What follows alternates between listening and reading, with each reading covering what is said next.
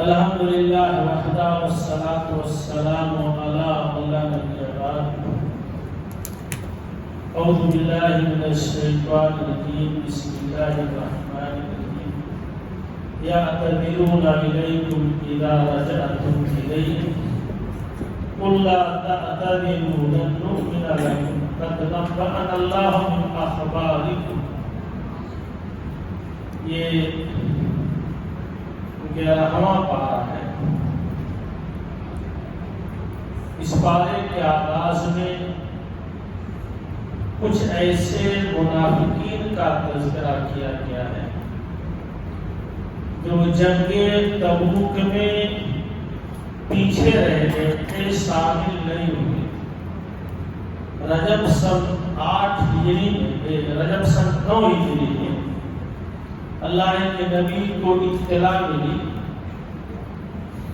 کہ غسان کی طرف سے ایک فوج مدینہ پر حملہ کرنے والی.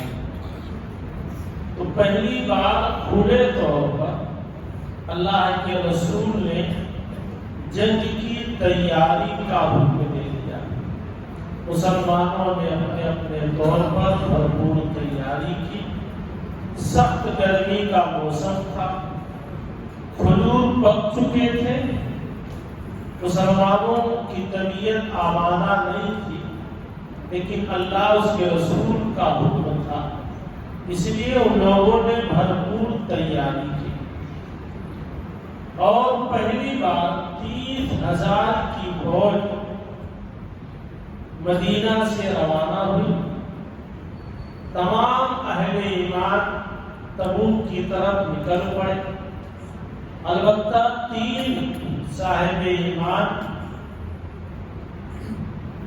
کعب بن مالک، ہلال بن امیہ اور مرارہ بن ربیع رضی اللہ عنہ یہ پیچھے رہ گئے، اور 80 سے زیادہ منافقین وہ اپنے گھروں میں بیٹھے رہے، جنگ کی طرف نہیں نکلے. 50 دنوں کے بعد اللہ کے رسول صلی اللہ علیہ وسلم جب جنگ سے واپس آئے، الحمدللہ جنگ نہیں ہوئی، دشمنوں پر رعب و دبدبا پیدا ہو گیا. جب مدینہ پہنچے تو وہ 3 پکے صحابی کعب بن مالک، ہلال بن امیہ اور مرارہ بن ربیع، ان تینوں نے صداقت و سچائی کے ساتھ بتا دیا کہ ہماری نیت تھی نکلنے کی، لیکن صرف اور صرف سستی اور کاہلی کی بنیاد پر ہم نہیں نکل سکے. اللہ کے رسول صلی اللہ علیہ وسلم نے ان تینوں صحابہ کا سماجی بائیکاٹ کیا، اور منافقین انہوں نے آ کر کے معذرت کی، ہم بیمار تھے، بیٹا بیمار تھا، یہ تھا وہ تھا. اللہ کے نبی نے ان کے ظاہر کو قبول کر کے باطن کو اللہ کے حوالے کر دیا. اسی چیز کو اللہ تعالیٰ نے یہاں بیان کیا ہے، یعتذرون الیکم اذا رجعتم الیہم. وہ آپ سے معذرت کریں گے، بہانے بنائیں گے جب آپ ان کی طرف لوٹ کر آئیں گے. آپ کہہ دیجئے کہ تم معذرت نہ کرو، معذرت طلب نہ کرو، ہم تمہاری باتوں پر یقین نہیں کرتے، کیونکہ اللہ تعالیٰ نے ہم کو تمہارے بارے میں بتا دیا. یہاں جو اہم چیز ہے، منافقین پر گفتگو نہیں بلکہ ان 3 اہل ایمان پر گفتگو جنہوں نے عام مسلمانوں کا، صحابہ کا ساتھ نہیں دیا تھا، ان کا سماجی بائیکاٹ کیا گیا. آپ اندازہ لگائیں، 30,000 کی فوج میں صرف 3 لوگ نہیں شامل ہوئے، کوئی جنگ نہیں ہوئی، کوئی نقصان نہیں ہوا، حتیٰ کہ مسلمانوں کا رعب و دبدبا بھی پڑا ان پر، دوسری قوموں پر. لیکن اس کے باوجود اللہ کے نبی نے ان تینوں صحابہ کا 50 دن کے لیے بائیکاٹ کر دیا۔ یہ اشارہ اس بات کا کہ قوم کے مفاد کو ترجیح دینا یہ ایمان میں داخل ہے۔ قوم کسی اور کی طرف جا رہی ہو، آپ صرف اپنا مفاد، اپنا فائدہ دیکھیں تو آپ قوم کے باغی ہیں۔ آپ کو ہر صورت میں قوم کا ساتھ دینا چاہیے، قوم کی ترجیحات کو، قوم کے مفادات کو ترجیح اور فوقیت دینا چاہیے۔ 50 دنوں کے بعد اللہ تعالیٰ نے ان تینوں صحابہ کی توبہ کو قبول کیا، تب جا کر کے آپ مسلمان انہوں نے ان سے گفتگو شروع کی۔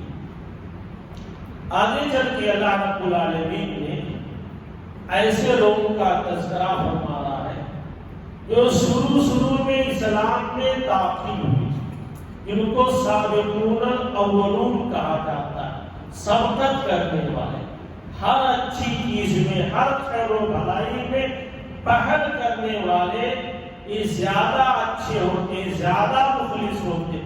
بعد میں جو لوگ شامل ہوتے ہیں، کہیں نہ کہیں نقل ہوتی ہے، کاپی ہوتی ہے، دیکھا دیکھی ہوتی ہے، اس سماج کا ڈر و خوف ہوتا ہے۔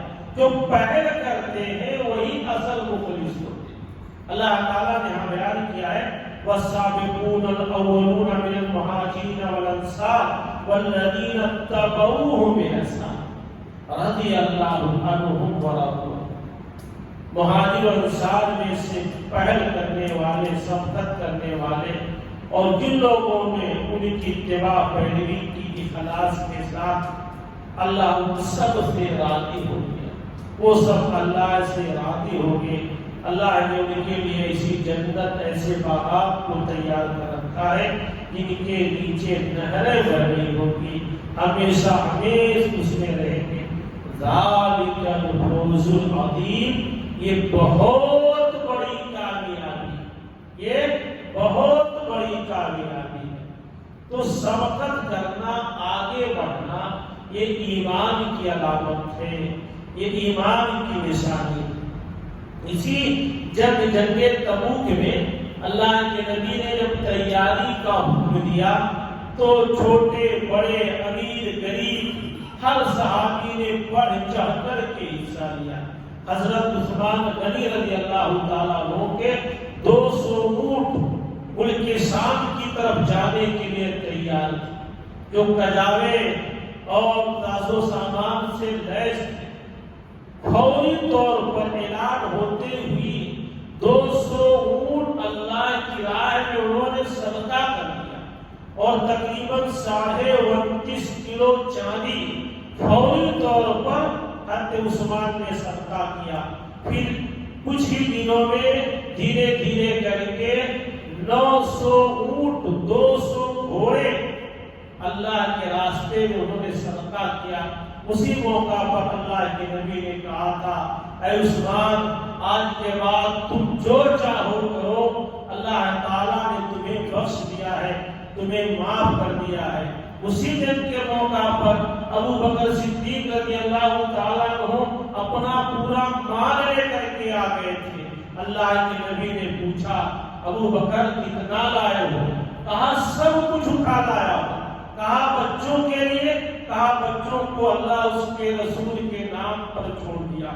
عمر بن خطاب رضی اللہ تعالیٰ عنہ اپنا آدھا مال لے کر کے آئے اور سوچا کہ آج ہو سکتا ہے ابو بکر سے آگے بڑھ جاؤں، لیکن یہاں کر کے پتا چلا کہ ابو بکر اپنا پورا مال لے کر کے چلے آئے ہیں۔ حضرت عبد الرحمن بن عوف نے بھی تقریباً 30 کلو چاندی اس موقع پر اللہ کے راستے میں صدقہ کیا۔ بلکہ بعض صحابہ نے تو راتوں رات یہودیوں کے ہاں مزدوری کر کے 1 سا 2.5 کلو کھجور ملا، آدھا بچوں کے لیے رکھ دیا، آدھا اللہ کے نبی کی خدمت میں پیش کیا۔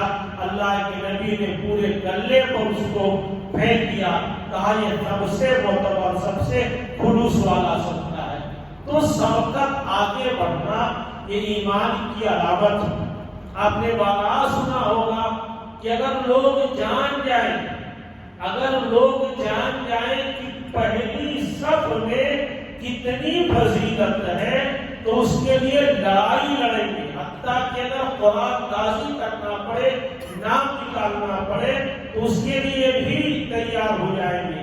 بعض روایتوں میں ہے کہ اگر گھٹنوں کے اگر گھسیٹ کر کے جیسے 8 مہینہ 10 مہینہ کے بچے چلتے ہیں ویسے چل کر آنا پڑے تب بھی لوگ پہلی صفوں میں آئیں گے، اگر یہ جان جائے کہ کتنی فضیلت ہے، کتنا مقام و مرتبہ ہے۔ لیکن 10 دن ہو گئے، پہلی صفوں میں عشاء کے تراویح میں وہی چہرے نظر آتے ہیں، ڈیلی وہی چہرے، جو پیچھے ہے وہ پیچھے ہی، جو پیچھے ہے وہ پیچھے ہے۔ یہ ایمان کی علامت نہیں ہے، یہ ایمان کی نشانی نہیں ہے۔ ہمیشہ آگے بڑھنے کی کوشش کرو۔ اللہ نے بیان کیا وَسَارِعُوا إِلَىٰ مَغْفِرَةٍ مِّن رَّبِّكُمْ وَجَنَّةٍ أَرْضُهَا السَّمَاوَاتُ وَالْأَرْضُ، لوگوں آگے بڑھو رب کی مغفرت کے لیے اور اس جنت کو پانے کے لیے جس کی چوڑائی زمین و آسمان کے برابر ہے، وَعِدَّتْ لِلْمُتَّقِينَ، جو متقیوں کے لیے تیار کی گئی۔ اللہ نے سورہ واقعہ میں بیان کیا ہے وَالسَّابِقُونَ السَّابِقُونَ أُولَٰئِكَ الْمُقَرَّبُونَ فِي جَنَّاتِ النَّعِيمِ، آگے بڑھنے والے، آگے بڑھنے والے ہی رب کے مقرب ہیں، یہی جنت میں داخل ہونے والے۔ آگے بڑھنے کی کیا فضیلت ہے آپ اندازہ لگائیں۔ ایک واقعے سے، ایک صحابی ہے عبدالرحمن بن عوف رضی اللہ تعالیٰ، جو سابقون الاولون میں سے مکی دور کے ابتدائی زمانے میں ایمان لائے، اور ایک اسلامی تاریخ کا بڑا اونچا نام حضرت خالد بن ولید رضی اللہ تعالیٰ عنہ، یہ سن 7 ہجری میں صلح حدیبیہ کے بعد یہ اسلام لائے۔ دونوں صحابی ہیں اور اونچے درجے کے صحابی۔ کسی بات پر ایک مرتبہ حضرت خالد بن ولید نے حضرت عبدالرحمن بن عوف کو کچھ کہہ دیا۔ صحیح مسلم کتاب و فضائل صحابہ کی روایت ہے، حدیث کے راوی حضرت ابو سعید خدری ہے، بیان کرتے ہیں کانا بینا عبدالرحمن بن عوف و خالد بن ولید سیون، خالد بن ولید اور عبدالرحمن بن عوف کے درمیان کچھ کہا سنی ہوگی۔ فَصَبَّهُ، خالد بن ولید نے غصے میں آ کر کے عبدالرحمن بن عوف کو برا بھلا کہا۔ سبا کے معنی ترجمہ کیا تھا؟ گالی دینا، جبکہ گالی کے لیے شتما کا لفظ آتا ہے، سبا معنی برا بھلا کہنا۔ تو خالد بن ولید نے کس کو؟ عبدالرحمن بن عوف کو کچھ سست بات کہہ دی، برا بھلا کہہ دیا۔ اللہ کے نبی نے سن لیا، اللہ کے نبی نے کہا، وہ مشہور روایت لا تسبوا اصحابی، میرے صحابہ کو گالی نہ دو۔ ان سے مخاطب ہے خالد بن ولید سے کہ میرے صحابہ کو برا بھلا نہ کہو۔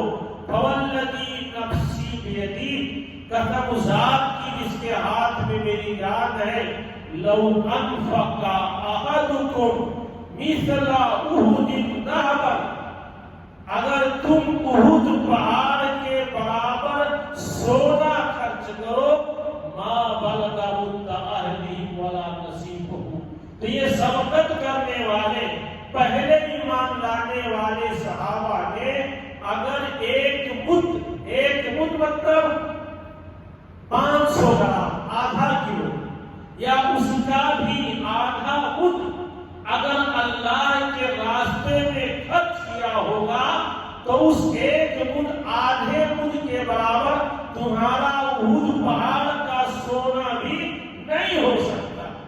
اتنا فرق ہے سبقت میں۔ اسی نبی کے دور و زمانے ہی میں ایک مکی زندگی میں ایمان لائے ہیں، ایک سن 7 ہجری میں ایمان لائے ہیں، ان کے درمیان فضیلت کا اتنا بڑا فرق ہے کہ سابقون الاولون میں سے اگر کسی نے ایک مد اللہ کے راستے میں خرچ کیا ہے، سن 8 ہجری میں آنے والے صحابی نے احد پہاڑ کے کیا ہے تو آدھے اور ایک بدھ کے برابر بھی ان کا اس پہاڑ کے برابر کا سونا نہیں پہنچ سکتا.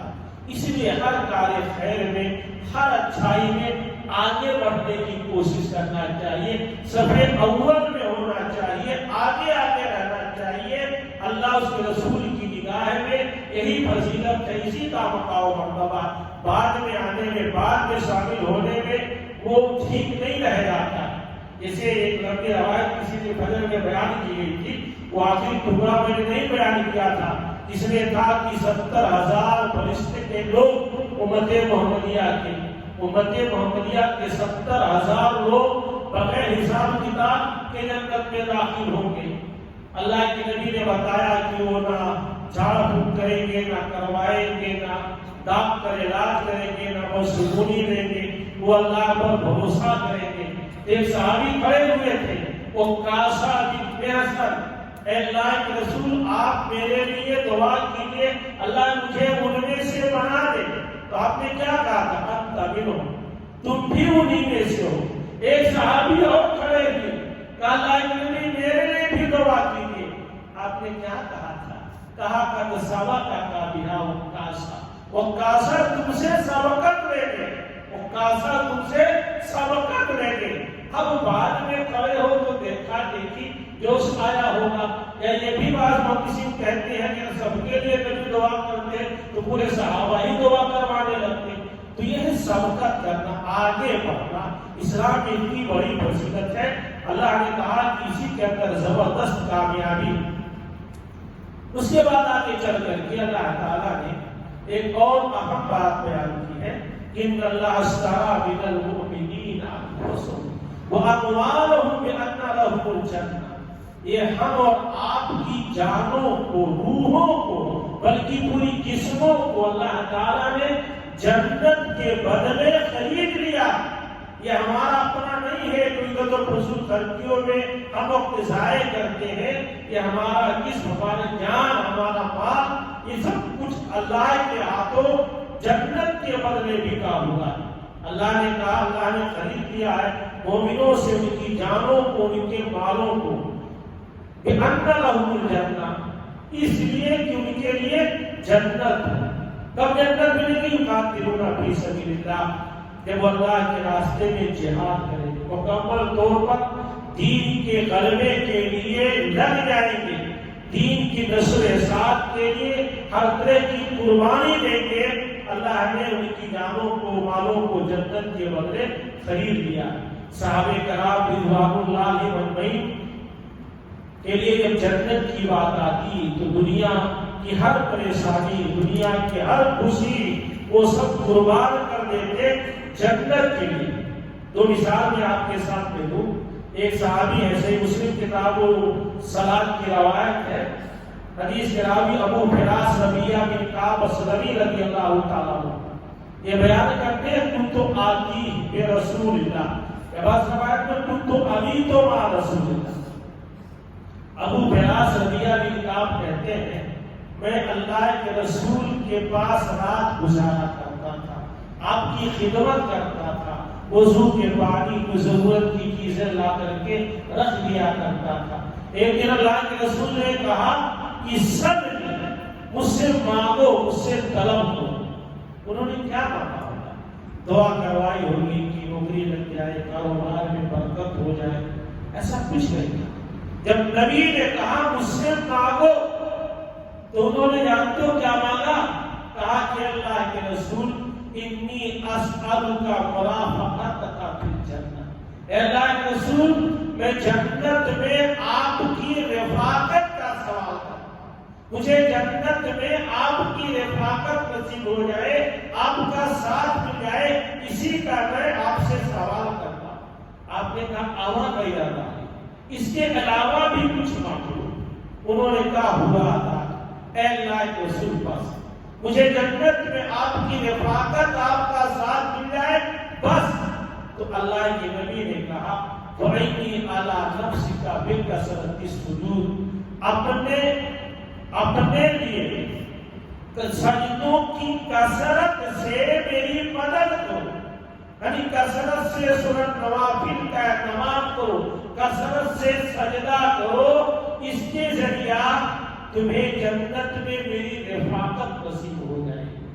جنت جنت صحیح بخاری کتاب المعرضہ کی ایک روایت ہے، حدیث کے راوی عطا بن ابی رواح بیان کرتے ہیں کہ قال علی ابن عباس، ایک مرتبہ عبداللہ ابن عباس نے مجھ سے کہا، عطا یہ تابعی یہ کہتے ہیں کہ عبداللہ ابن عباس صحابی، انہوں نے مجھ سے کہا کہ اے عطا انا اریک امرأۃ من اہل الجنہ، کیا میں تمہیں اسی دنیا میں ایک جنتی عورت نہ دکھاؤں؟ کیا میں تمہیں اسی دنیا میں ایک جنتی عورت نہ دکھاؤں؟ عطا کہتے ہیں بلا، کیوں نہیں، دکھاؤ۔ خوش قسمت خوش نصیب عورت کون ہے جسے اس دنیا ہی میں جنت کی بشارت دے دی گئی؟ عطا کہتے ہیں کتنے میں ایک عورت جا رہی تھی، عبداللہ ابن عباس نے کہا ہذہ المرأۃ السوداء، یہ سانولی یہ کالی عورت جو جا رہی ہے، اتت النبی، ایک مرتبہ یہ اللہ کے نبی کے پاس آئی اور کہا کہ اے اللہ کے رسول انی اسر و انی اتکسر، اے اللہ کے رسول مجھے مرگی کی بیماری آتی ہے، مجھے مرگی کی بیماری آتی ہے، دوڑے کی بیماری آتی ہے، جب میں اس بیماری میں مبتلا ہوتی ہوں تو بے سطر ہو جاتی ہوں، کپڑے ادھر ادھر ہو جاتے ہیں۔ اس زمانے میں جب چادر ہی لپیٹی جاتی تھی، کہا اللہ کے نبی میں اس بیماری میں مبتلا ہوتی ہوں تو بے سطر ہو جاتی ہوں، آپ اللہ تعالیٰ سے میرے لیے دعا کیجیے۔ اللہ کے نبی نے کہا ان سیرتی صبرتی ولکی اللہ، اے خاتون اگر تم اس بیماری پر صبر کرو تو تمہارے لیے جنت ہے، اس بیماری پر تم صبر کرو تو تمہارے لیے جنت ہے۔ وَإِنْ شِئْتِ، اور اگر تمہیں چاہتی ہو کہ میں دعا کروں، فَدَعَوْتُ اللَّهَ أَنْ يُعَافِيكِ، تو میں اللہ سے دعا کروں گا کہ اللہ تعالیٰ تمہیں عافیت دے دے، شفا دے دے، بیماری کے بدلے جنت مل جائے۔ کتنا آسان سودا سمجھتے تھے صاحب، کہا سوچا کہ کتنے دن یہ بیماری رہے گی، کتنے دن یہ پریشانی رہے گی، اگر اس بیماری کے بدلے جنت مل جائے تو یہ بیماری گوارا ہے۔ قالت اصبر یا رسول اللہ، کہا اللہ کے رسول مجھے جنت چاہیے، میں صبر کروں گی، میں صبر کروں گی۔ ہاں آپ سے اتنی التجا ہے، اتنی درخواست ہے کہ آپ اللہ تعالیٰ سے دعا کر دیجئے کہ جب میں اس بیماری میں مبتلا ہوں تو میں بے سطر نہ ہوں، میرے کپڑے ادھر ادھر نہ ہٹے۔ فدعا لہا رسول اللہ، تو اللہ کے رسول نے اس خاتون کے لیے دعا کر دی۔ تو اللہ تعالیٰ نے ہمارے اور آپ کی جانوں کو بھی جنت کے بدلے خرید لیا ہے۔ اگر ہمیں جنت چاہیے تو اللہ اس کے رسول کے ان تمام احکام و فرامین پر عمل کرنا ہوگا جو اللہ اس کے رسول کے احکام و فرامین ہیں، جن کے بدولت ہماری دنیا بھی بنتی ہے اور آخرت بھی بنتی ہے۔ ایک آخری واقعات کے درس کے حوالے سے، اللہ تعالیٰ نے نہ کسی نبی کو اجازت دی ہے، نہ کسی مومن مسلمان کو اجازت دی ہے کہ کسی کافر مسلم کے لیے وہ مغفرت طلب کرے۔ کافروں کے حق میں، مشرکوں کے حق میں مغفرت طلب کرنا یہ جائز و درست نہیں ہے۔ ان کے حق میں ہم دعا کر سکتے ہیں، ان کے ہدایت کی دعا کر سکتے ہیں، لیکن ان کے حق میں ہم مغفرت کی دعا، بخشش کی دعا نہیں کر سکتے۔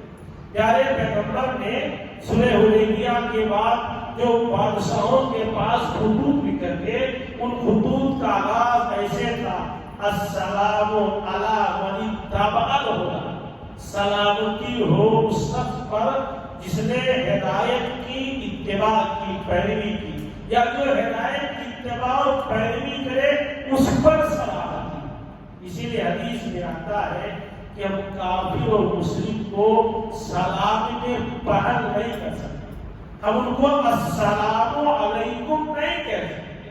پھر مسئلہ یہ ہے کہ کبھی کبھار ایسی کنڈیشن ہو جاتی ہے، کسی ادھیکاری کے پاس، کسی بڑے کے پاس ہم کو جانا ہوتا ہے تو ہم کیا کریں؟ علماء نے کہا ہے کہ کچھ ایسے الفاظ جیسے آداب یا کچھ ہوئے تھے، آپ ماشاءاللہ انگریزی زبان میں ماہر ہیں، انگریزی زبان ہم کو بہت آسان لگتی ہے سلام پیش کرنے میں، کیونکہ تین اوقات اس کے لیے ہے، good morning, good afternoon, good evening, کام چل جاتا ہے۔ سلام کے لیے تو صرف ایک ہی ہے، آپ اسی اعتبار سے میرا اپنا معاملہ ہے، ہمارے پڑوس میں 2-3 غیر مسلم پڑھے لکھے لوگ ہیں تو ہم کو آداب یا ایسے گول گول کر دیتے ہیں، خیریت ہے، ہاں علی صاحب سلام سلام سلام، تو آپ جیسے اگر وہ سلام میں پہل کرتے ہیں تو آپ وعلیکم کہیں گے، لیکن اگر آپ کو سلام کرنا ہو تو آپ انگریزی زبان میں سارے کلمات کہہ دیں یا آداب کہہ دیں یا خیر خیریت طلب کر دیں، لیکن عقیدے کے اعتبار سے بہرحال اس کی اجازت نہیں ہے کہ ہم ان پر سلامتی بھیجیں، ہم ان پر سلامتی بھیجیں یا ان کے حق میں دعائیں مغفرت کریں، اس کی شرعاً اجازت نہیں ہے۔ اب آپ کے حالات کیسے ہیں، کس کنڈیشن میں آپ رہتے ہیں، ایک الگ فتویٰ ہے، اس کو آپ کسی مفتی سے پوچھو گے تو آپ کی کنڈیشن کے اعتبار سے بتا سکتا ہے جائز ہے ناجائز ہے، لیکن یہ مسئلہ شریعت کا ہے کہ غیر مسلم کے حق میں دعائیں مغفرت نہیں کر سکتے، ان کے حق میں ہم سلامتی کی دعا نہیں کر سکتے۔ اللہ نے کہا ما کان للنبی والذین آمنوا، نہیں مناسب ہے نبی کے لیے اور نہ ہی مومنوں کے لیے ان یستغفروا للمشرکین، کہ وہ مشرکوں کے حق میں مغفرت طلب کریں۔ اور ایک چیز بتائیے گا، وَلَوْ كَانُوا أُولِي قُرْبَىٰ، اگرچہ وہ قرابت دار ہو، باپ ہو، بھائی ہو، بیٹے ہو، سالے ہو، بہنوئی ہو، انتہائی قریبی رشتے دار ہو، تب بھی شریعت کی اجازت نہیں دیتی ہے کہ آپ مشرکوں کے حق میں دعائیں مغفرت کریں، کیونکہ ان کا کفر، ان کا شرک واضح ہے۔ اللہ نے کہا کہ یہ بھی واضح ہو چکا ہے انہم اصحاب الجحیم، کہ یہ جہنم والے ہیں۔ ہاں اللہ نے یہاں مستثنیٰ کیا ہے کہ حضرت ابراہیم نے اپنے والد کے لیے اللہ تعالیٰ سے مغفرت کی دعا کی، لیکن اللہ تعالیٰ نے اس کو قبول نہیں کیا۔